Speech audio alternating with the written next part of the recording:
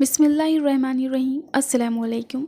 आज की इस वीडियो में हम जानेंगे रमज़ान की क्या अहमियत है, नबी करीम सल्लल्लाहु अलैहि वसल्लम और सहाबा रज़ियल्लाहु अन्हु के लिए रमज़ान की क्या अहमियत हुआ करती थी, रोज़े का असल मकसद क्या है। तो चलिए शुरू करते हैं।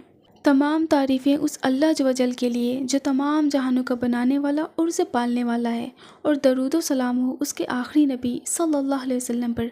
आइए जानते हैं रमज़ान की अहमियत क्या है। सबसे पहली बात कि किसी चीज़ की अगर हमें अहमियत ना मालूम हो तो फिर उसका फ़ायदा भी हम नहीं उठा पाते हैं, और दूसरी बात कि किसी चीज़ के अगर मसाइल मालूम ना हो तो उसका सही इस्तेमाल भी हम नहीं कर पाते हैं। उसी तरह अगर हम रमज़ान के फ़ज़ाइल नहीं जान सकेंगे तो उसकी अहमियत नहीं जान सकेंगे, और उसके मसाइल नहीं जानेंगे तो उसका सही फ़ायदा भी हम नहीं उठा पाएंगे। तो वो महीना जो हम पर आ गया है, यानी रमज़ान करीम का मुबारक महीना, उसकी क्या अहमियत है, उसके क्या फ़ज़ाइल हैं, इंशाअल्लाह अज़ीज़ इस उन्वान में हम आपकी खिदमत में मुख्तसर सा रखने की कोशिश करेंगे। आइए नबी करीम सल्लल्लाहु अलैहि वसल्लम और सहाबा रज़ियल्लाहु अन्हु के लिए रमज़ान कैसे हुआ करते थे वो जान लेते हैं। वही असल मयार है हमारे लिए। नबी करीम सल्लल्लाहु अलैहि वसल्लम और सहाबा रज़ियल्लाहु अन्हु के लिए रमज़ान की क्या अहमियत होती थी वो जान लेते हैं।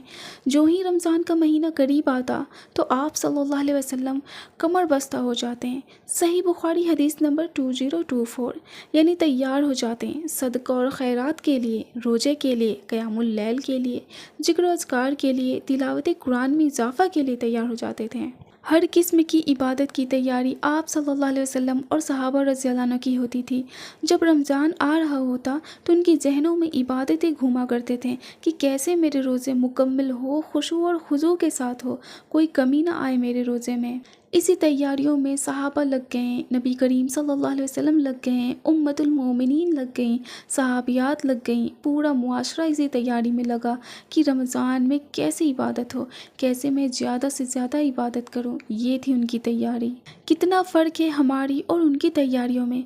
हमारी तैयारियों में सिवाय दुनिया के और कुछ भी नहीं, और उनकी तैयारियों में सिवाय आखिरत के और कुछ भी नहीं। तो ये एक बेहतरीन मौका हमें मिला है, एक ज़बरदस्त महीना हमें मिला है। लेकिन ये बहुत ही अफसोस की बात है कि इस महीने की आमद पर सिवाय दुनिया के हमारे जहनों में और कुछ भी नहीं आता। ऐसा क्यों होता है? क्योंकि हमने रमज़ान की असल अहमियत ही नहीं जानी। इसलिए क्योंकि हमने रमज़ान का असल मकसद, इसकी अहमियत, इसकी फ़जीलत और इसके मसाइल की हिकमत को नहीं जाना और जानने की कोशिश भी नहीं की, जिसकी वजह से हक़ धीरे धीरे हमारी ज़िंदगी से फरामोश होता गया और जहालत हम पर आती रही। और आइए अब जान लेते हैं कि रोज़े का असल मकसद क्या है।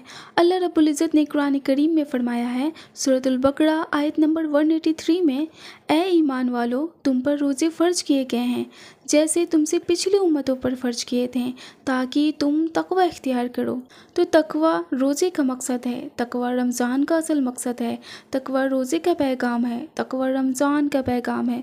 और अल्लाह रब्बुल इज़्ज़त ने बार बार इस पैगाम को दोहराया है और कहा है, ऐ वो लोग जो ईमान लाए हो, तकवा इख्तियार करो। और ये आयत कुरान में बार बार रिपीट हुई है। तो गौर करने वाली बात है कि तकवा यानी अल्लाह का डर, जो कि बहुत ही अहमियत वाली बात है, जिसका पैगाम हमें दिया गया है। इसलिए क्योंकि अल्लाह का डर जब इंसान में आ जाता है तो इंसान हराम और हलाल की तमीज़ करने लगता है, दीन और शरीयत और दुनियावी फिजूल कामों में फ़र्क करने लगता है, दुनिया पर आखिरत को तरजीह देने लगता है, धोखेबाजी, झूठ, जिना, शराब, जुआ और तमाम बुरी खसलतों से एहतियात करने लगता है। तो इंशाअल्लाह अज़ीज़ इस उन्वान में हम रमज़ान की अहमियत और फ़जीलत के ताल्लुक़ से मुख्तसर सा बयान करने की कोशिश करेंगे। बराए मेहरबानी इसे ज़्यादा से ज़्यादा शेयर करने में हमारा ताउन फरमाएँ। जज़ाकल्लाह खैर। अस्सलामु अलैकुम वरहमतुल्लाहि वबरकातुहू।